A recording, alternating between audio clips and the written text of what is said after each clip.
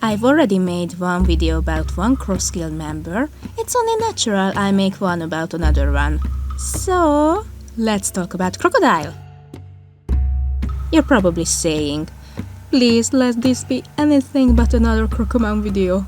To which I'll only give you a sad little smile from the shadow of the mind map of my long ass and still not finished mega theory that I've been procrastinating on for a month now. Because yes, this will be a Crocomom video. But it will be only the second half of the video, so you can stop watching if you're not interested. But I'm not repeating what other theories have already stated a dozen times, no. They will be mentioned, I'm not gonna lie, but what I'll mainly talk about are Escalation and Mythology.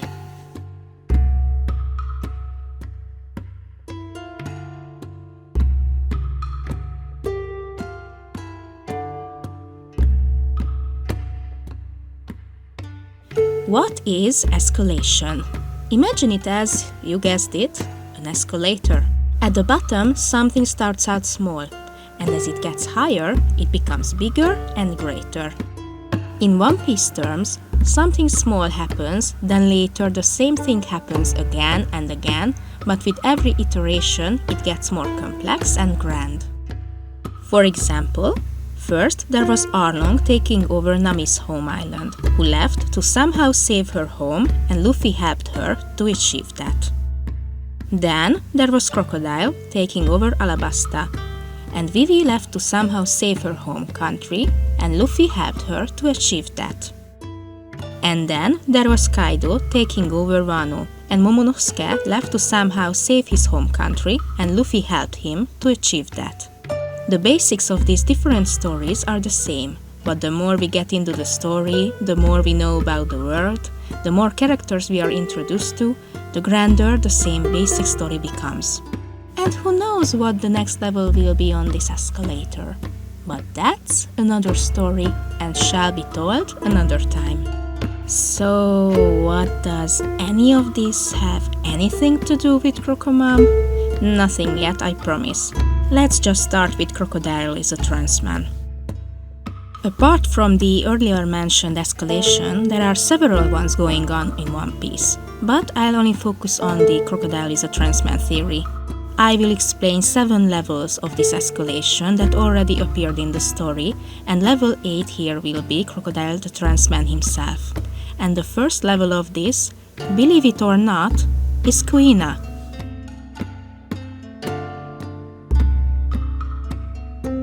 Shimotsuki Kuina was naturally skilled with the sword. She defeated Zoro every time he challenged her. The children accused their sensei that he was secretly teaching Kuina, but he denied it. But Kuina had a problem that was looming over her like a shadow. Her becoming a teen would mean that her body would start maturing, and she feared that this change would mean the end of her dream to become the greatest swordsman of the world. Because her father said that girls couldn't be master swordsmen, she wished to be a boy. We don't know if her fears would have become a reality or not because of her sudden death. But what's important here for us regarding our topic is the fear that one's body with time would change in a way they don't want to. Specifically, how the secondary gender characteristics would change the body when entering the teenage years. And how those changes sometimes don't match with one's plans and expectations of the future.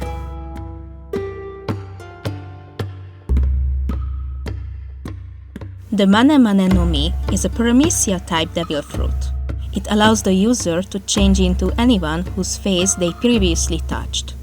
The first person we saw using this fruit is Bon Clay of Baroque Works during the Alabasta arc.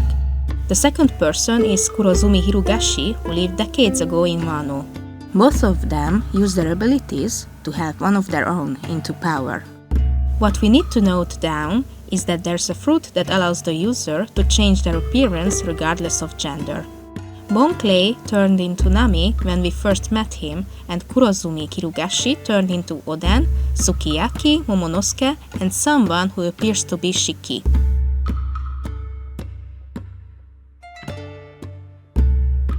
The Horu Horu no Mi is a Paramecia-type devil fruit. It allows the user to create hormones that can alter their own or others' bodies.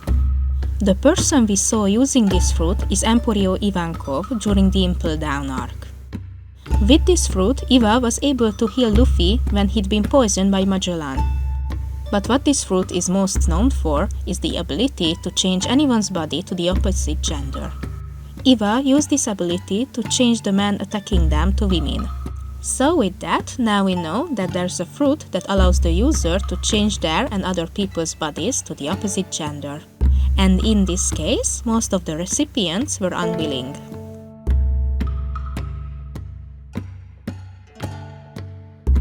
Seeing Iva's powers, Oda was asked by a fan if he could draw gender-swapped versions of the Straw Hats. And in the volume 56 SBS, Oda did. After that, there were other requests like this. In volume 72, we saw the Worst Generation, in volume 76, the Shichibukai, and in volume 87, the Admirals. Apart from this being for the laughs and other things that are not PG, this served as a familiarization of the idea what certain characters would look like when their genders were swapped.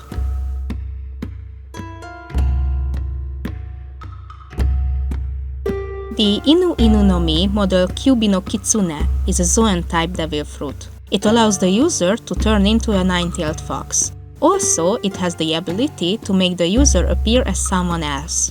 The person we saw using this fruit is Katarina Devon. With this fruit, she deceived Gecko Moria by impersonating Absalom. We don't know yet how this devil fruit works exactly, but yet again there's another fruit, now a Zoan, that can change the appearance of the user regardless of the gender.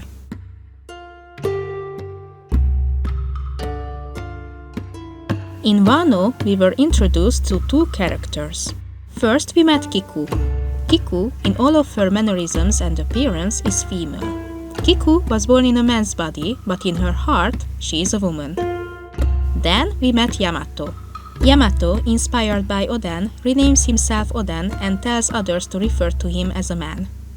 Both characters are accepted by the people around them, and they are respected for their skills regardless of the gender of their bodies and who they are in their hearts. And I don't know how to feel about Kaido, who, as we know, took over a country where he proceeded to ruin everything from the environment to the people's lives because he respected his son's decision regarding this topic. So now we know that there are people who in their hearts are someone else, but they are comfortable in their bodies.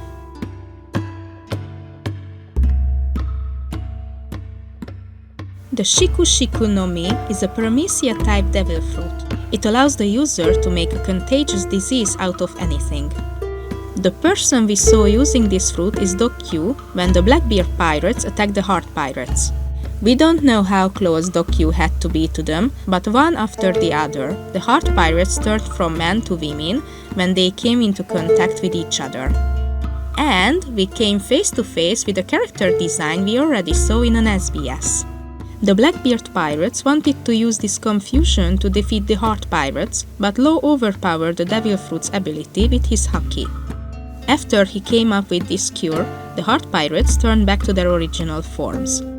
So, there's another fruit that can change the gender of an unwilling recipient who used haki to reverse this. Also, this is a callback to a previous level where we were first introduced to gender-swapped character designs. So as you can see, the concept of one's gender changing has been slowly building up during the years. Since the story is approaching the end of this escalation should approach soonish. We know that there is a devil fruit that can change someone's gender through hormones, but we also know that if a person wants this to last, they can't use haki because that would cancel out the fruit's power. Many questions throughout the years why Crocodile didn't use haki during Alabasta. Some say Oda didn't come up with haki yet, which is a weak argument because Shanks used Conqueror's haki in the very first chapter. Also, in chapter 199, it looks almost like that for a moment Crocodile thought that Luffy mastered haki to punch him.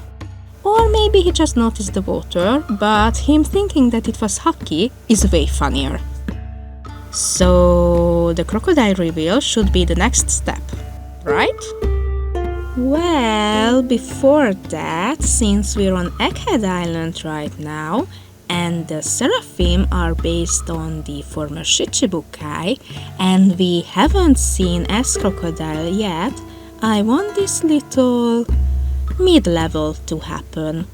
So the average reader who doesn't read or watch series and isn't familiar with fan concepts would go, "What?"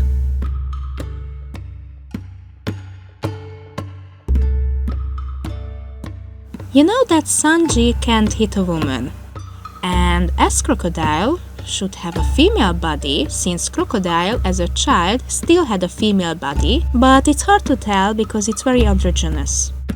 So, while everyone wants Sanji to meet S-Snake to see what happens, imagine that Sanji, and only Sanji, runs into S-Crocodile on Egghead. Which would be interesting from another perspective, since Sanji is the only Straw Hat from the Alabasta crew who haven't met Crocodile yet. Don't think about now where S-Crocodile was hiding or where he came from, it doesn't matter, just that they meet. So, S-Crocodile attacks Sanji, and Sanji blocks it, and he wants to attack S-Crocodile in return, but for some reason, he can't. He just has this gut feeling that he shouldn't attack this Seraphim. And naturally, he's confused, but he doesn't have much time to think about it because things happen yada yada as they always do. And imagine that later, when they are sailing away from Egghead in better or worse shape, Sanji is still thinking about this fight that wasn't really a fight. He doesn't elaborate with the others, he only says that something was just off. After something like this, the average reader would react with confusion because they know that Sanji wouldn't hit a woman, but they also know that Crocodile is a man. So what the hell is going on? And some of them would maybe think back to what happened to Sanji when he was fighting Bon Clay, when he was turning into Nami during the fight. And they would be even more confused, but maybe it would be the spark for them to question everything they ever knew up until this point. And I feel like something like this needs to be added, because if the Crocodile is a trans man theory is real, and the reveal happens without this, then average readers would feel like that this came out of nowhere.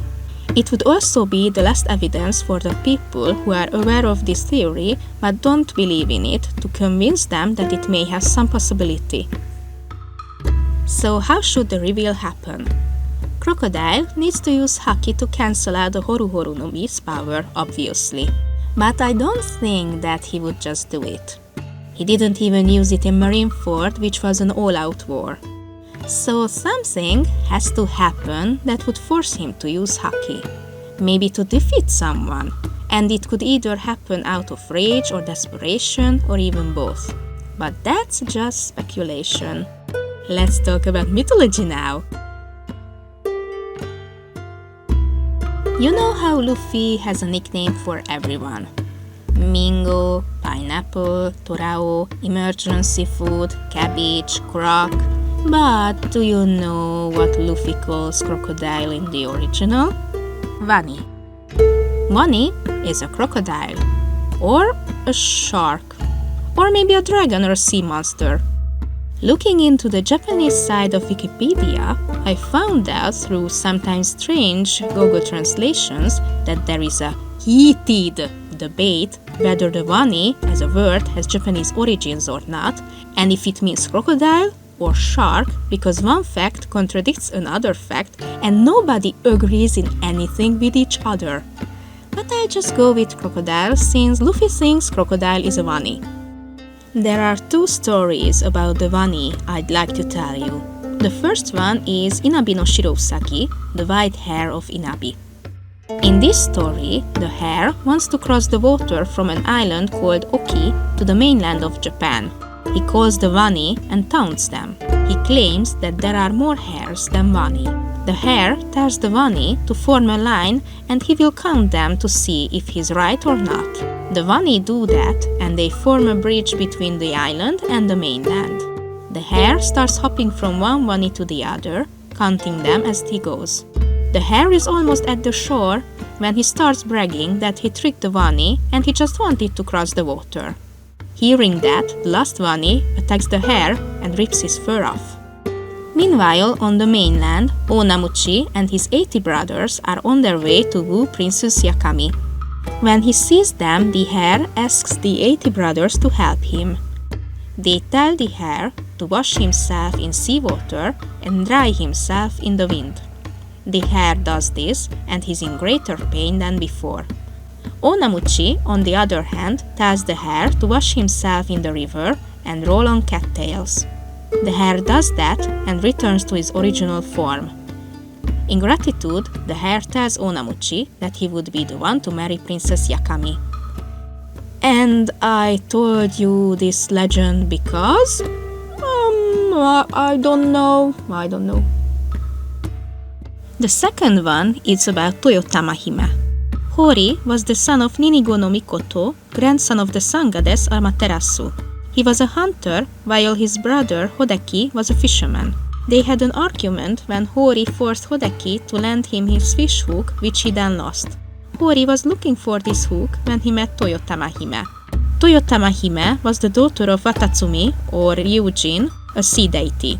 On the fateful day she met Hori, she went to the well to draw water. Hori was already there and he asked for some water. Toyotama was captivated by his beauty. Watatsumi realized that Hori was the descendant of heavenly gods and held a banquet. Toyotama helped Hori find his brother's fish hook. After that, they got married and they lived together in the castle for 3 years. When Toyotama announced her pregnancy, Hori built her a child delivery hut thatched with cormorant feathers. Toyotama asked her husband not to watch while she was giving birth to their child. Soon she delivered their son. Hori was curious and spied on his wife. But instead of Toyotama, he saw a Vani cradling his son. Toyotama shapeshifted to give birth. Ashamed by the fact that her husband broke his promise, Toyotama abandoned him and their son and returned to the sea.